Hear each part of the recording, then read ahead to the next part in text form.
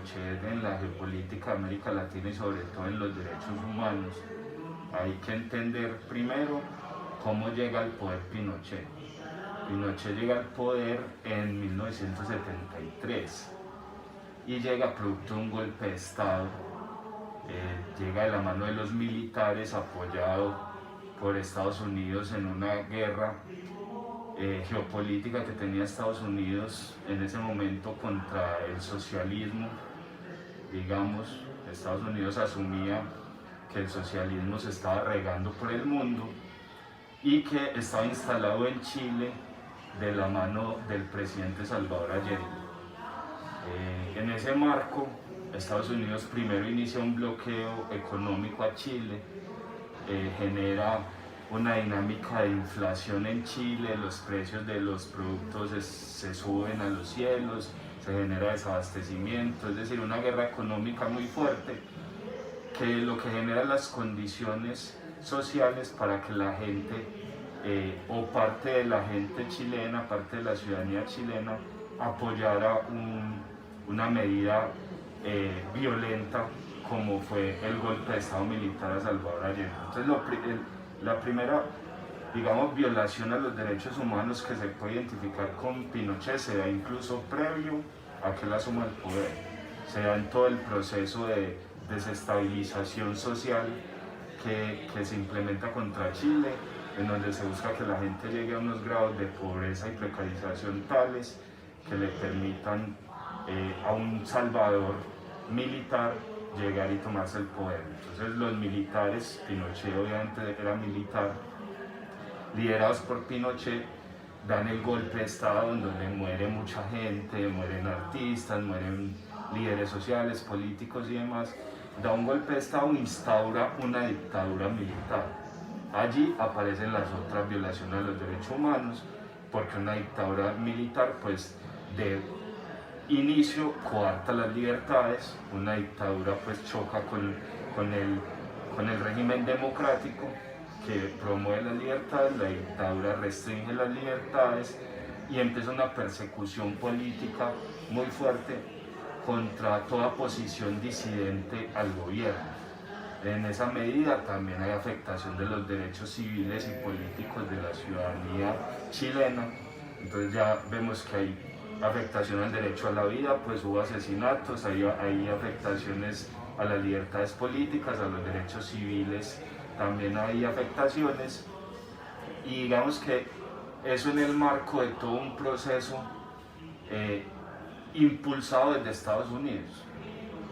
Cuando Pinochet llega al poder, aparte de todo lo militar, de toda la persecución y asesinatos contra los chilenos que se cuentan por miles, incluso hay documentales, hay libros en donde se plantea que en Chile hubo cámaras de gas tipo Alemania nazi, o sea que en Chile hubo mecanismos de tortura muy fuertes.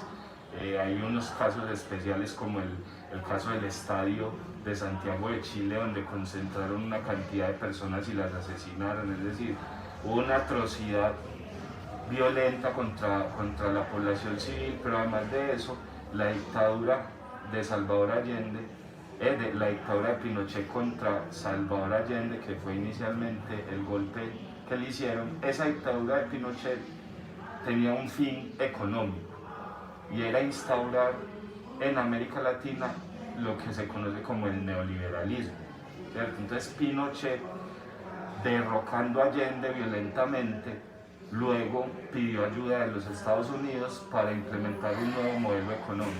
Esa ayuda de los Estados Unidos llegó en plata, pero también en intelectuales.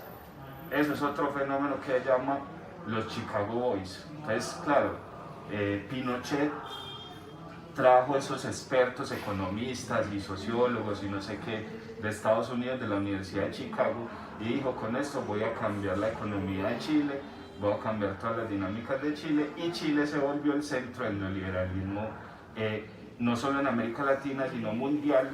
Se instauró violentamente, se instauró en contra de los derechos humanos, en contra de los derechos civiles y políticos, y por algún tiempo se planteó que fue exitoso en términos económicos, que bajó la inflación, que mejoró la economía, pero hoy vemos con las protestas en Chile, con las peleas por una nueva constitución y con todo lo que está pasando, que ese neoliberalismo en Chile fracasó. Entonces la apuesta económica que justificaba la dictadura militar fracasó, y lo que hay que reconstruir en Chile es toda la historia de muerte, despojo y afectación a los derechos humanos que se dio por medio de esta dictadura militar de Pinochet.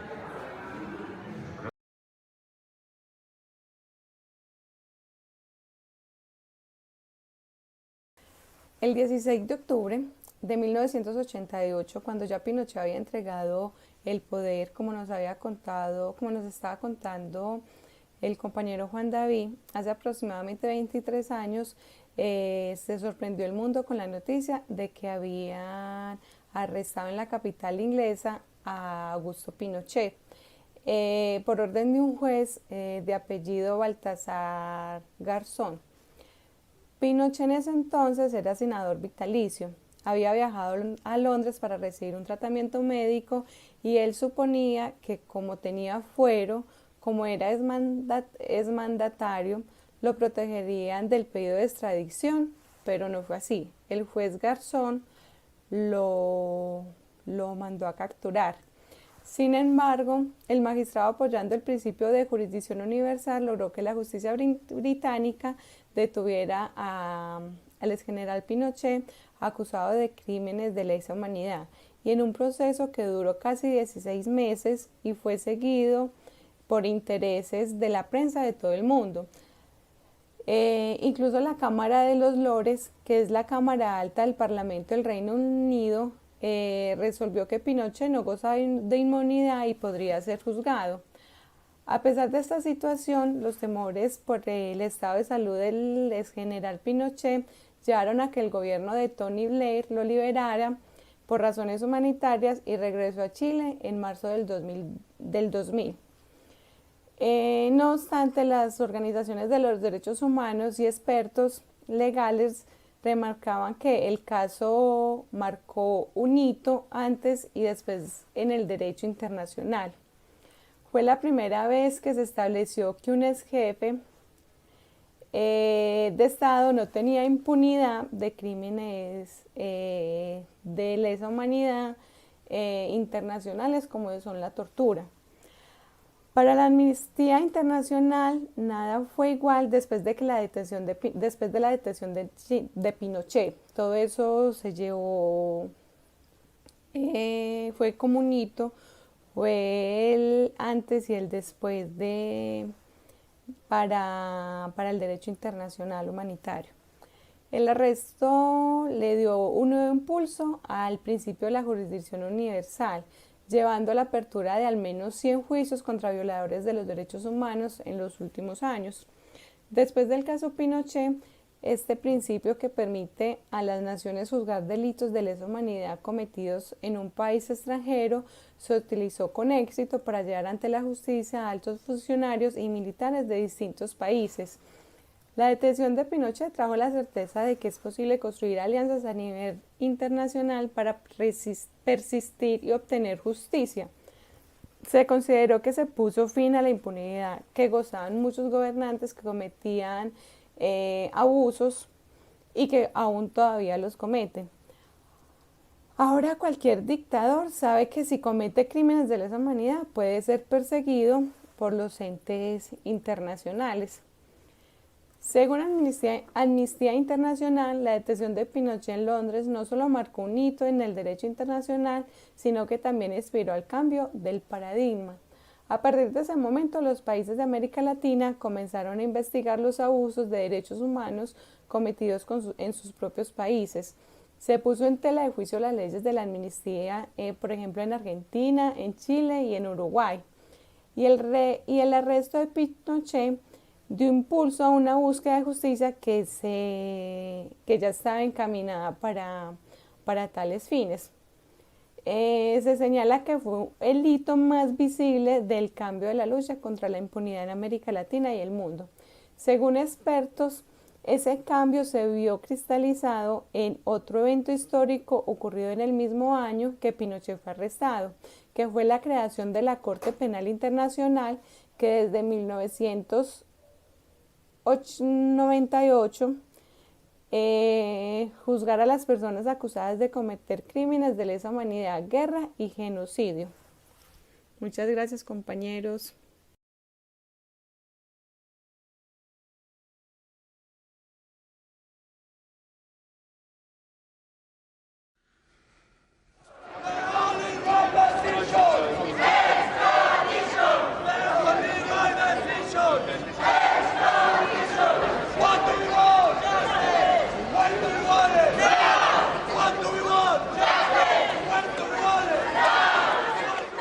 En 1973, el general Augusto Pinochet dio un golpe de Estado en Chile contra el presidente Salvador Allende, iniciando una dictadura que duró 17 años.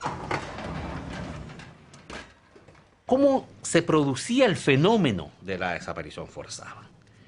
Llegaban a la casa de una persona agentes con nombre falso, con identificación falso, en vehículos sin patente, tomaban a la persona, se la llevaban, nunca decían dónde iba. Para la familia presente, o para la familia que recibía la información si el hecho ocurrió en la calle, se trataba de un caso de detención. Los abogados presentamos el habeas corpus, que en Chile se llama recurso de amparo. Respuesta del Ministerio del Interior: no ha sido nunca detenido. Insistíamos en las investigaciones, logramos dar un dato: debe estar en Villa Grimaldi. Respuesta del Ministerio del Interior: Villa Grimaldi no existe. Seguían las investigaciones, logramos conseguir el nombre de un testigo. El testigo no existe. O el testigo muere. Y por último, cuando ya las pruebas eran irrefutables, se llegaba a negar la existencia de la persona. Ese señor nunca nació. Yo perdí todo. A mí me quemaron mi casa. 5 incendios. Me intentaron secuestrar mis nietos. Los hombres todos los sacaron para afuera, lo que pudieron, mis hijos. Mi marido le dio murió de pena.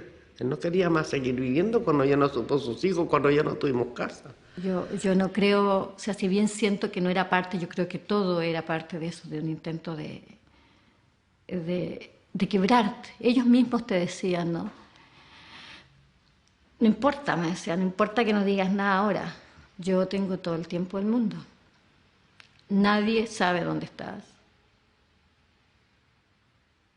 No te pueden encontrar. Acá no pueden llegar los periodistas, acá no pueden llegar los médicos, acá no pueden. Nosotros te tenemos en nuestro poder. Ese era su discurso, ¿no?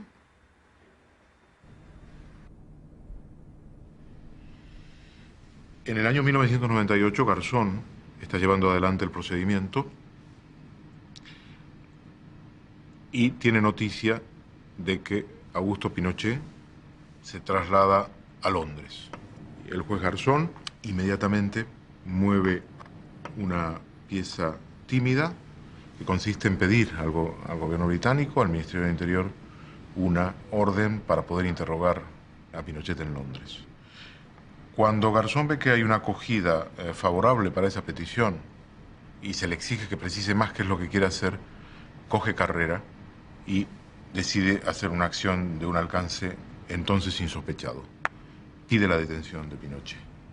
La justicia del inglés arrestó a Pinochet. We want justice, justice, justice. We want justice. We want justice. There comes a point when the accused is in the dock where he has to give his name. So I remember that moment very well when he said, "Soy Augusto Pinochet Ugarte." And at that moment, that was the first time the ex-dictator had subjugated himself to a criminal court for the offences he was charged with, and in particular here the crime of torture. And probably for him, for the first time, he was surrounded by policemen. Of course, they did not represent his men, they represented the forces keeping him under arrest. Uno se va acostumbrando y va también desarrollando defensas personales para resistir el dolor. Pero lo que para mí fue más duro de vivir ha sido el dolor de los demás. En septiembre de 1999 comenzó el juicio de extradición en el Tribunal Central de Londres, en Bow Street. Junto al piquete de exiliados se instalaron los simpatizantes de Pinochet, que llegaron desde Chile con un viaje pagado por la fundación del exdictador.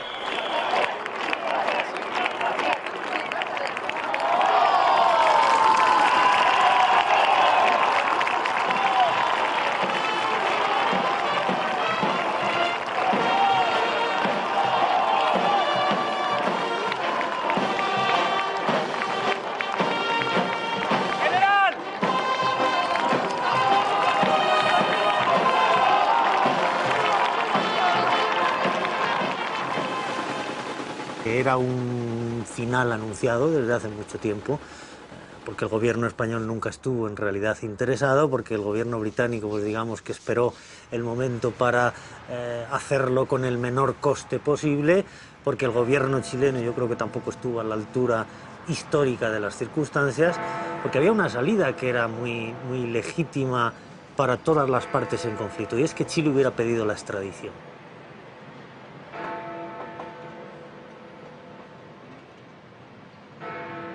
Vez que tengo oportunidad de enfrentarme a alguna agente de la DINA o algún militar o alguien que haya participado como victimario, yo siempre les digo, ustedes no nos mataron, ustedes no nos quitaron la vida. A lo mejor habrán visto mucho dolor en nuestras caras, pero seguimos viviendo y nosotros vamos a tener algo muy importante que ustedes no van a tener. Nosotros vamos a poder decir con orgullo quiénes fuimos. Ustedes van a tener que avergonzarse de lo que hicieron. A lo mejor usted cree que ustedes no lo van a hacer, pero sus hijos sí que se van a avergonzar, en cambio los nuestros no. Y eso es importante.